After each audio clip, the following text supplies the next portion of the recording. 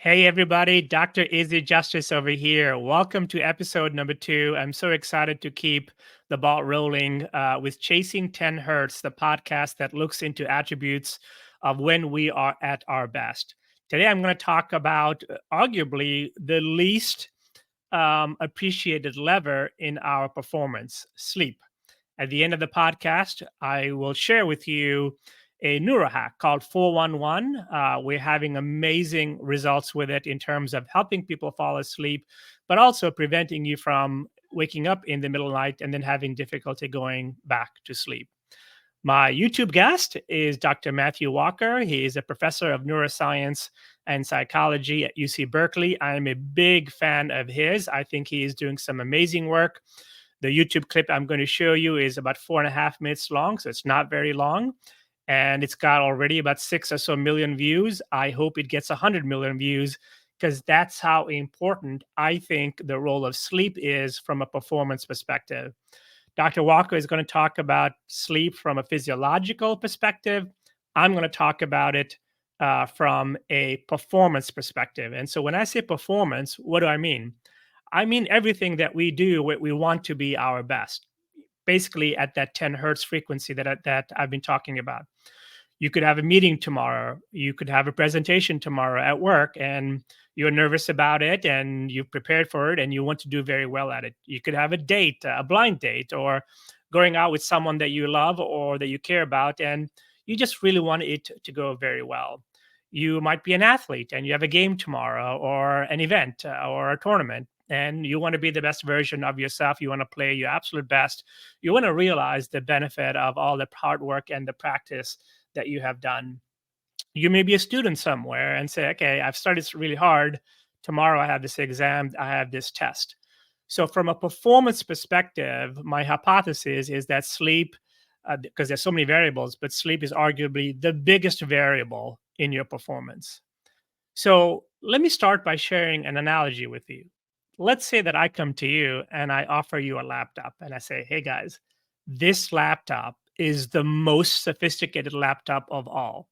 You know what this laptop does? It stores all of the memories of your life.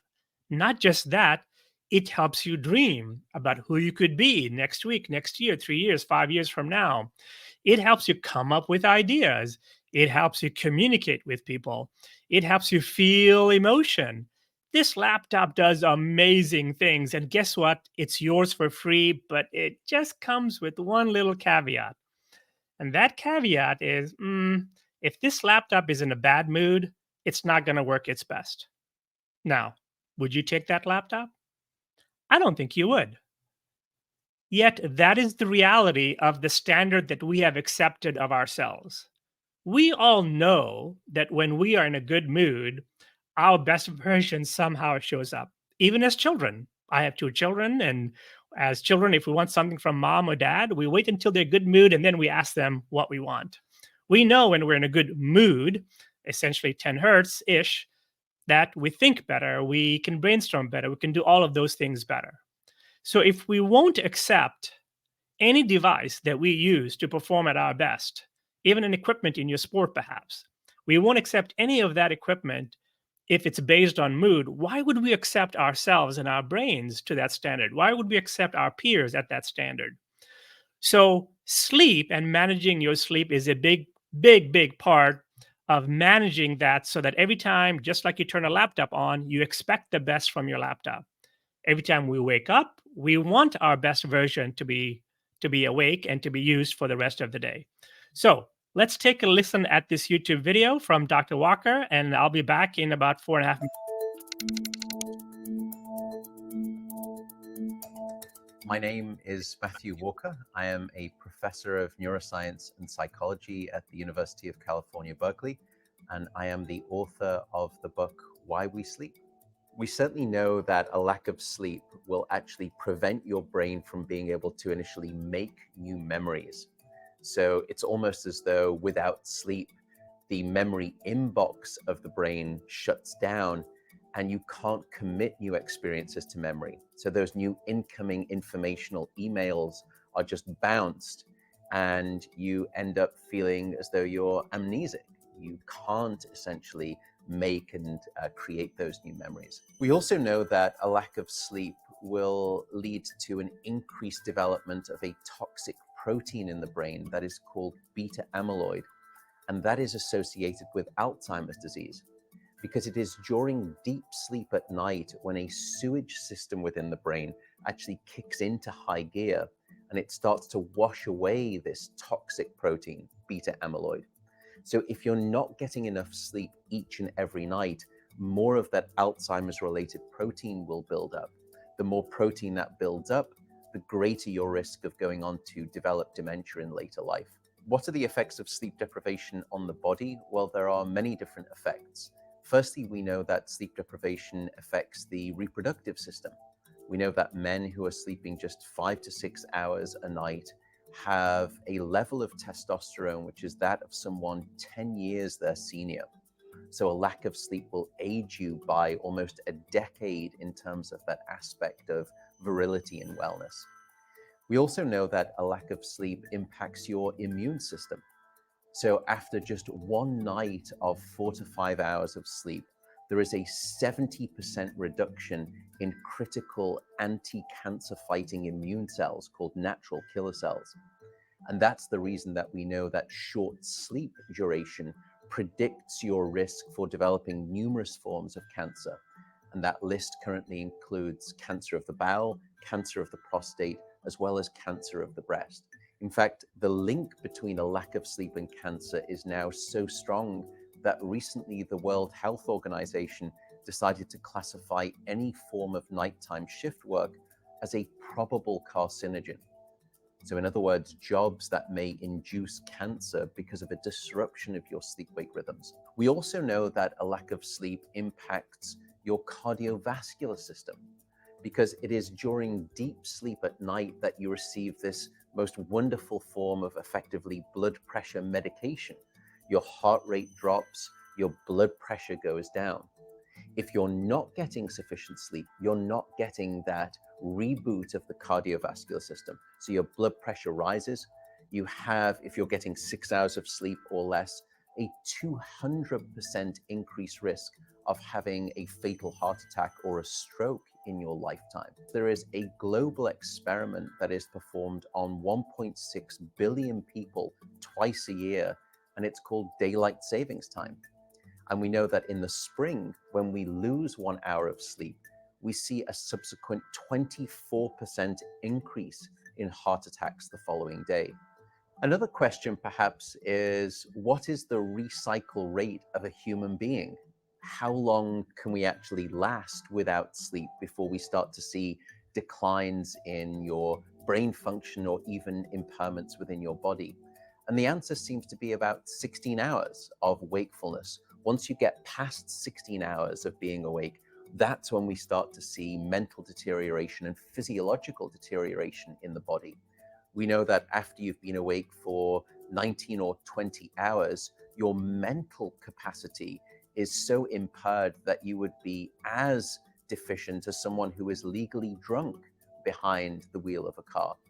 So if you're to ask me what is the recycle rate of a human being, it does seem to be about 16 hours, and we need about 8 hours of sleep to repair the damage of wakefulness. Wakefulness essentially is low-level brain damage.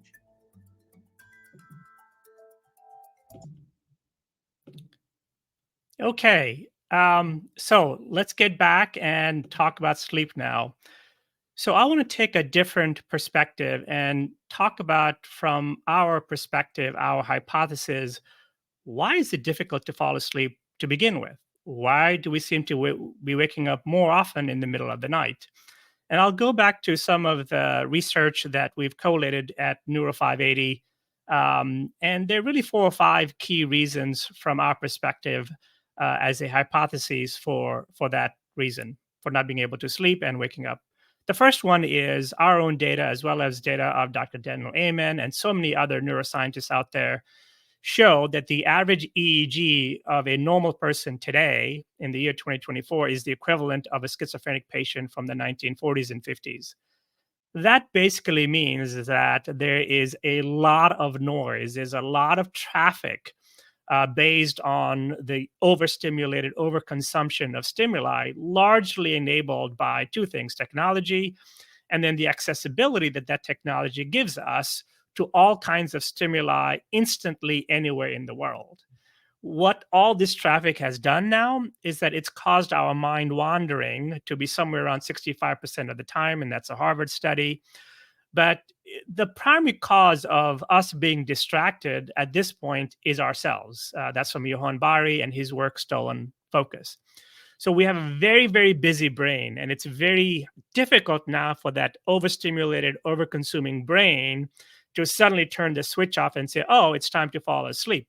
It takes a lot of time for the brain to process all the stimuli of the day. It's a massive inventory, infinitely more massive inventory to process and to decide, okay, which one of these memories are worthy of my brain storing. And left to your own device, the brain is going to pick, unfortunately, not your best memories of the day, but arguably your worst memory of the day. This is a very simple test, and I can give you many examples. Let's take a golfer that is just done with their round, and you ask them, "Hey, how was your round?" More than likely, they won't tell you about the 70 or so good shots that they hit, but they'll tell you about the one bad shot that they hit. Let's imagine that you're done with work and you come home, or your spouse comes home and you say, "Hey, honey, how was your day?" More than likely, they'll tell you about that one meeting that did not go very well versus all the other things that did go well. Their brain might not even process all of the good things that happened to them. Imagine that you're a kid and you've spent the whole day at school, and now you're beginning to process what happened during the day. You're more likely to think about that one text or that one social media post or that one event that was the most negative. So there's enormous amount of anecdotal evidence that, as we progress towards the end of the day, as we approach sleep time, that, our brain is now processing. It's beginning to highlight, to move forward to the front of the inbox, as Dr. Walker talked about, the negative memories. And so, another very quick example I can give you, or an exercise we can do, is let me give you some numbers. This is an old trick. I learned this 20, 30 years ago from a training seminar that I went to. But let me give you some numbers. I'm going to give you some numbers right now. Don't write them down. If you're listening, just listen. And all I want you to do is to remember the numbers that I'm giving you. That's it. Just remember the numbers that I'm giving you. Here we go. 1, 2, 3, 4, 6, 7, 8, 9, 10. Now, if I would ask you, what are you thinking of?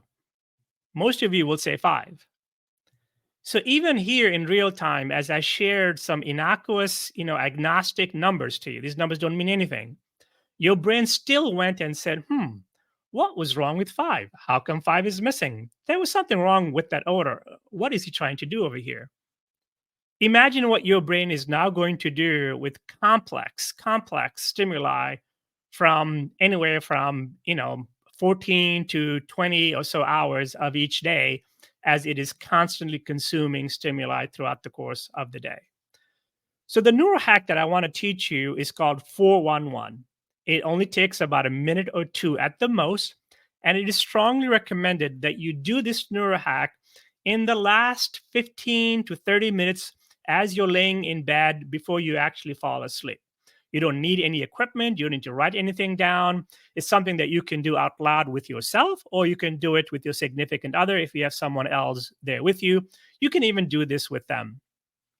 411 means that from each day you will think about 4 good things that happened to you on this particular day, not yesterday, not last week. This is a mutation of gratitude. Whereas in gratitude, you might be grateful for all the things that are going on. This is different. This is thinking about 4 specific events. They happen on this day. And I would even suggest that pick the smallest one the most innocuous, smallest one. Force your brain to think about something that was fairly routine, but it was good. Maybe you drove through traffic and you hit every green light. Maybe someone said thank you to you. Maybe you said thank you to someone for something, and they said, "Oh, how nice of you to acknowledge that." So, 4 good small things that happen to you from this day. If you're doing it by yourself, just tell it out loud to yourself. If you're doing it with a significant other, share it with them. The next one in the 411 neurohack is essentially one negative thing that happened from the day.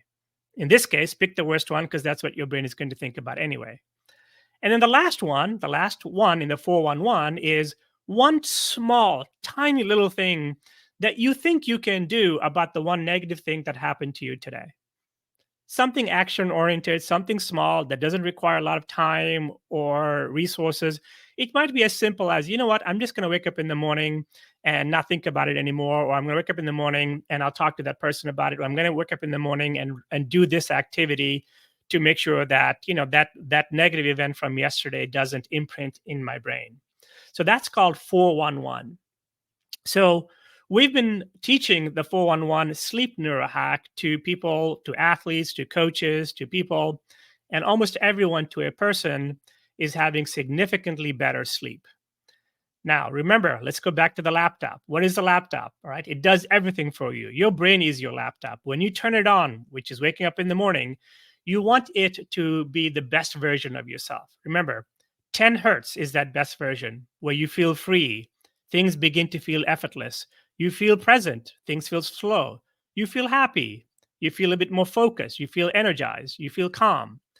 These are all attributes that you want so that you can be the best version of yourself. Also, in this 10 hertz states, you will remember all of the good things. You won't remember just the 5, but you'll remember the other 9 points that are happening to you. So many people have been using this neurohack. They've had a lot of success with it. I encourage you to try it. Remember, chasing 10 hertz means you want to get to the best version of yourself when it matters the most. Again, whether it's a meeting, a conference that you have, an exam, a test, a sporting event, anything where you need to brainstorm an idea and have a difficult conversation, when you're in that 10 hertz, you have your best chance to thinking of the best idea to process that situation. Sleep allows your brain to get out of the gates in the morning as close to that 10 hertz as possible. You're not becoming a slave to what your brain's factory setting will do.